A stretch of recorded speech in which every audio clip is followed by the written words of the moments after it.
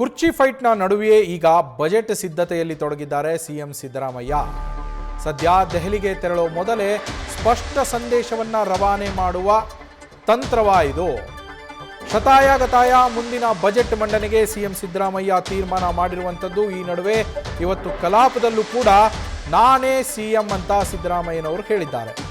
ನಾನೇ ಮುಂದಿನ ಅವಧಿಗೂ ಅಂದರೆ ಇನ್ನಷ್ಟು ದಿನಗಳ ಕಾಲ ನಾನು ಸಿಎಂ ಆಗಿ ಮುಂದುವರಿತೀನಿ ಅನ್ನೋದನ್ನ ಗಟ್ಟಿ ಧ್ವನಿಯಲ್ಲಿ ಅವರು ಹೇಳಿರುವಂಥದ್ದು.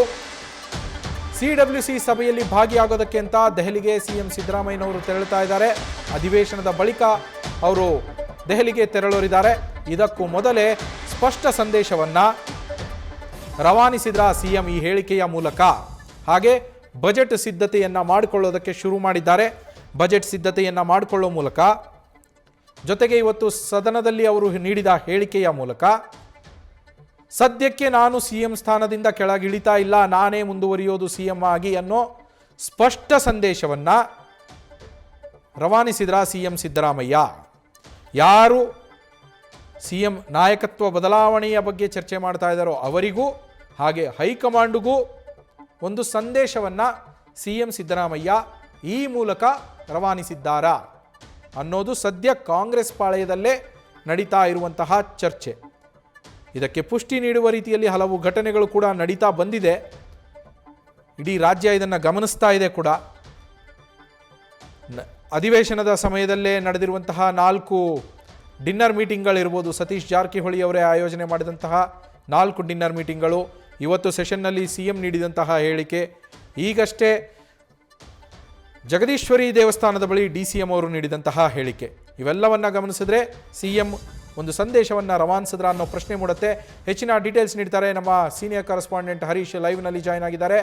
ಹರೀಶ್, ಒಂದು ಕಡೆಗೆ ಸೆಷನ್ನಲ್ಲಿನೇ ಘಂಟಾಘೋಷವಾಗಿ ಸಿಎಂ ಹೇಳಿರುವಂಥದ್ದು 5 ವರ್ಷಕ್ಕೆ ನನ್ನನ್ನು ಆಯ್ಕೆ ಮಾಡಿದ್ದಾರೆ, 2.5 ವರ್ಷ ಎಲ್ಲೂ ತೀರ್ಮಾನ ಆಗಿಲ್ಲ, 2.5 ವರ್ಷ ಅಂತೇಳಿ ಅಂತ. ಮತ್ತೊಂದು ಕಡೆಗೆ ಈಗಷ್ಟೇ DCM ಅವರು ಕೂಡ ನಾನು ಎಲ್ಲೂ ಹೇಳಿಲ್ಲ ಅವರು 5 ವರ್ಷ ಇರೋದಿಲ್ಲ ಅಂತೇಳಿ ಅಂತ. ಈ ನಡುವೆ ಸಿದ್ದರಾಮಯ್ಯನವರು ಬಜೆಟ್ಗೆ ತಯಾರಿ ಮಾಡ್ಕೊಳ್ತಾ ಇದ್ದಾರೆ.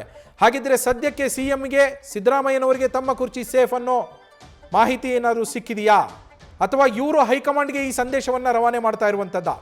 ಏನೆಲ್ಲ ಡೀಟೇಲ್ಸ್ ಇದೆ ಹರೀಶ್? ನವೀನ್, ಬಹಳ ಮುಖ್ಯವಾಗಿರುವಂಥದ್ದು ಒಂದ್ ಕಡೆ ಸಿಎಂ ಸಿದ್ದರಾಮಯ್ಯ ಅವರು ಸದನದ ಒಳಗೆ ಕೂಡ ನಾನೇ ಮುಂದಿನ ಅವಧಿಗೂ ಕೂಡ ಮುಖ್ಯಮಂತ್ರಿ ಅನ್ನುವಂಥ ಮಾತನ್ನ ಸ್ಪಷ್ಟವಾಗಿ ಹೇಳಿದ್ದಾರೆ. ಅದ್ರ ಜೊತೆಗೆ ಯಾವುದೇ ಅಧಿಕಾರ ಹಂಚಿಕೆ ಮಾತುಕತೆ ಕೂಡ ಆಗಿಲ್ಲ ಶಾಸಕಾಂಗ ಪಕ್ಷದ ಸಭೆಯಲ್ಲಿ ಅನ್ನುವಂಥ ಮಾತನ್ನ ಕೂಡ ಪುನರುಚ್ಚಾರ ಮಾಡಿರುವಂಥದ್ದು.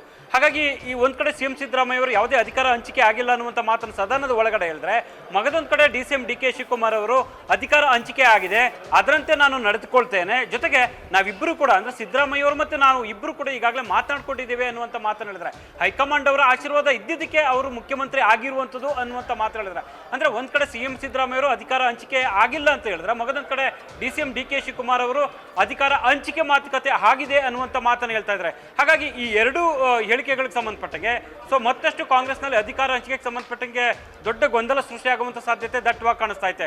ಕಳೆದ ಹಲವು ತಿಂಗಳ ಹಿಂದೆಯಲ್ಲೇ ಕೂಡ DCM DK ಶಿವಕುಮಾರ್ ಮಾಧ್ಯಮದ ಮುಂದೆ ಮಾತನಾಡ್ತಕ್ಕಂಥ ಸಂದರ್ಭದಲ್ಲಿ ಅಧಿಕಾರ ಹಂಚಿಕೆ ವಿಚಾರವನ್ನ ಪ್ರಸ್ತಾಪ ಮಾಡಿದ್ರು. ಅಂದಿನಿಂದ ಕೂಡ ಒಂದು ರೀತಿಯಲ್ಲಿ ಕೂಡ ಗೊಂದಲ ಸೃಷ್ಟಿಯಾಗಿತ್ತು. ಅಂತಿಮವಾಗಿ ಸಿಎಂ ಸಿದ್ದರಾಮಯ್ಯ ಅವರು ಯಾವುದೇ ರೀತಿಯ ಅಧಿಕಾರ ಹಂಚಿಕೆ ಆಗಿಲ್ಲ ಅನ್ನುವಂಥ ಮಾತನ್ನ ಸದನದ ಒಳಗೆ ಪ್ರಸ್ತಾಪ ಮಾಡುವ ಮೂಲಕ ಗೊಂದಲಕ್ಕೆ ತೆರೆ ಎಳೆಯುವಂಥ ಒಂದು ಪ್ರಯತ್ನ ಮಾಡಿದ್ರು. ಜೊತೆಗೆ ನಾನೇ ಮುಂದಿನ ಮುಖ್ಯಮಂತ್ರಿ ಅಂದ್ರೆ ಮುಂದಿನ ಅವಧಿಗೂ ಕೂಡ ನಾನೇ ಮುಖ್ಯಮಂತ್ರಿ ಅನ್ನುವಂಥ ಮಾತನ್ನ ಸ್ಪಷ್ಟವಾಗಿ ಹೇಳುವ ಮೂಲಕ ಸಂದೇಶವನ್ನ ರವಾನೆ ಮಾಡ್ತಕ್ಕಂಥ ಒಂದು ಪ್ರಯತ್ನ ಮಾಡಿದ್ರು. ಅಂದ್ರೆ DCM DK ಶಿವಕುಮಾರ್ ಅವರು ಸಿಎಂ ಗಾದಿ ವಿಚಾರಕ್ಕೆ ಸಂಬಂಧಪಟ್ಟಂಗೆ ದೇವರ ಮೊರೆ ಹೋಗಿದ್ದಂಥ ಸಂದರ್ಭದಲ್ಲೇ ಸದನದಲ್ಲಿ ಸಿಎಂ ಸಿದ್ದರಾಮಯ್ಯ ಅವರು ಸಿಎಂ ವಿಚಾರಕ್ಕೆ ಸಂಬಂಧಪಟ್ಟಂಗೆ ಸ್ಪಷ್ಟನೆ ಕೊಡ್ತಕ್ಕಂಥ ಒಂದು ಪ್ರಯತ್ನ ಮಾಡಿದ್ದಾರೆ. 5 ವರ್ಷಗಳ ಕಾಲ ನಾನೇ ಮುಖ್ಯಮಂತ್ರಿ ಅನ್ನುವಂಥ ಮಾತನ್ನ ಗಟ್ಟಿ ಧ್ವನಿಯಲ್ಲಿ ಹೇಳುವಂಥ ಒಂದು ಪ್ರಯತ್ನ ಮಾಡಿದ್ದಾರೆ. ಈ ಮೂಲಕ DCM DK ಶಿವಕುಮಾರ್ ಅವರಿಗೆ ತಿರುಗೇಟನ್ನು ಕೂಡ ಕೊಟ್ಟಿರುವಂಥದ್ದು. ಆದ್ರೆ DK ಶಿವಕುಮಾರ್ ಅವರು ಮತ್ತೆ ನಾನು ಅಧಿಕಾರ ಹಂಚಿಕೆ ಮಾತುಕತೆ ಆಗಿದೆ ಅನ್ನುವಂಥ ಮಾತನ್ನ ಪದೇ ಪದೇ ಒತ್ತಿ ಹೇಳುವಂಥ ಒಂದು ಪ್ರಯತ್ನ ಮಾಡಿ, ಜೊತೆಗೆ ಬಹಿರಂಗವಾಗಿ ಗಟ್ಟಿಯಾಗಿ ಕೂಡ ಅವರು ಹೇಳುವಂಥ ಒಂದು ಪ್ರಯತ್ನ ಮಾಡಿದ್ದಾರೆ. ಯಾವಾಗ ಸಿಎಂ ಸಿದ್ದರಾಮಯ್ಯ ಅವರು ಅಧಿಕಾರ ಹಂಚಿಕೆ ಇಲ್ಲ ಅಂತ ಹೇಳಿದ್ರು, ಅದಕ್ಕೆ ಪ್ರತಿಯಾಗಿ DCM DK ಶಿವಕುಮಾರ್ ಅವರು ಅಧಿಕಾರ ಹಂಚಿಕೆ ಮಾತುಕತೆ ಆಗಿದೆ ಅನ್ನುವಂಥ ಮಾತನ್ನ ಗಟ್ಟಿ ಧ್ವನಿಯಲ್ಲಿ ಹೇಳುವಂಥ ಒಂದು ಪ್ರಯತ್ನ ಆಗ್ತಿದೆ. ಇದ್ರ ಎಲ್ಲದರ ನಡುವೆ ಸಿಎಂ ಸಿದ್ದರಾಮಯ್ಯ ಅವರು ಬಜೆಟ್ ತಯಾರಿಗಾಗಿ ಕೂಡ ಸಿದ್ಧತೆಗಳು ನಡೆಸ್ಕೊಳ್ತಿದ್ದಾರೆ ಅನ್ನುವಂಥ ಮಾತುಗಳು ಕೂಡ ಕೇಳಿ ಬರ್ತಾ ಇರುವಂಥದ್ದು. ಕಳೆದ ಕೆಲ ದಿನಗಳ ಹಿಂದೆ ಅಷ್ಟೇ ಕೂಡ ತೆರಿಗೆ ಇಲಾಖೆ ಸೇರಿದಂತೆ ಕೆಲವೊಂದು ಇಲಾಖೆಗೆ ಸಂಬಂಧಪಟ್ಟಂಗೆ ಪೂರ್ವಭಾವಿ ಚರ್ಚೆಯನ್ನು ಕೂಡ ನಡೆಸಿದ್ರು, ಅಲ್ಲಿ ಪರಿಶೀಲನೆಯನ್ನು ನಡೆಸಿದ್ರು. ಅದು ಕೂಡ ಬಜೆಟ್ ಪೂರ್ವಭಾವಿ ಸಭೆ ಅಂತಲೇ ಕೂಡ ಹೇಳಲಾಗ್ತಿದೆ. ಸೊ ಹಾಗಾಗಿ ಮುಂಬರುವ ದಿನಗಳಲ್ಲಿ ಕೂಡ ಅಧಿವೇಶನ ನಂತರ ಬಜೆಟ್ ಪೂರ್ವಭಾವಿ ಸಭೆಗಳನ್ನ ನಡೆಸ್ತಾರೆ ಅನ್ನುವಂಥ ಮಾಹಿತಿ ಲಭ್ಯ ಆಗ್ತಿದೆ. ಇಲಾಖಾವಾರು ಕರೆದು ಮಾತನಾಡ್ತಕ್ಕಂಥದ್ದು ಕೂಡ ನಡೆಯುತ್ತೆ ಅಂತ ಗೊತ್ತಾಗ್ತಿದೆ. ಸೊ 17ನೇ ಬಜೆಟನ್ನು ಮಂಡಿಸುವಂಥ ಲೆಕ್ಕಾಚಾರದ ಭಾಗವಾಗಿ CM ಸಿದ್ದರಾಮಯ್ಯರು ಅದಕ್ಕೆ ಪೂರಕವಾಗಿ ಸಿದ್ಧತೆಗಳನ್ನ ಮಾಡ್ಕೊಳ್ತಾ ಇದ್ದಾರೆ ಅನ್ನುವಂಥ ಮಾಹಿತಿ ಲಭ್ಯ ಆಗಿರುವಂಥದ್ದು. ಈಗಾಗಲೇ ಹಲವು ಸಂದರ್ಭಗಳಲ್ಲಿ ಕೂಡ ಮುಂದಿನ ಬಜೆಟನ್ನು ನಾನೇ ಮಂಡಿಸ್ತೇನೆ ಅನ್ನುವಂಥ ಮಾತನ್ನ ಪದೇ ಪದೇ ಒತ್ತಿ ಹೇಳಿದ್ದಾರೆ. 14 ಬಜೆಟನ್ನು ಈಗಾಗಲೇ ಮಂಡಿಸಿದ್ದೇನೆ, 17ನೇ ಬಜೆಟನ್ನು ನಾನೇ ಮಂಡಿಸ್ತೇನೆ ಅನ್ನುವಂಥ ಮಾತನ್ನ ಗಟ್ಟಿ ಧ್ವನಿಯಲ್ಲಿ ಹೇಳಿದರು. ಸೊ ಇದೀಗ ಪೂರ್ವಭಾವಿಯಾಗಿ ತಯಾರಿಯನ್ನು ನಡೆಸೋದಕ್ಕೆ ಕೂಡ ಸಿದ್ಧತೆಯನ್ನು ನಡೆಸ್ತಾ ಇರುವಂಥದ್ದು. ನವೀನ್, ಥ್ಯಾಂಕ್ ಯು ಹರೀಶ್ ಡೀಟೇಲ್ಸ್ಗೆ. ನ್ಯೂಸ್ ಫಸ್ಟ್ ನಿರ್ಭೀತಿಯಿಂದ ನಿಮ್ಮ ಪರವಾಗಿ.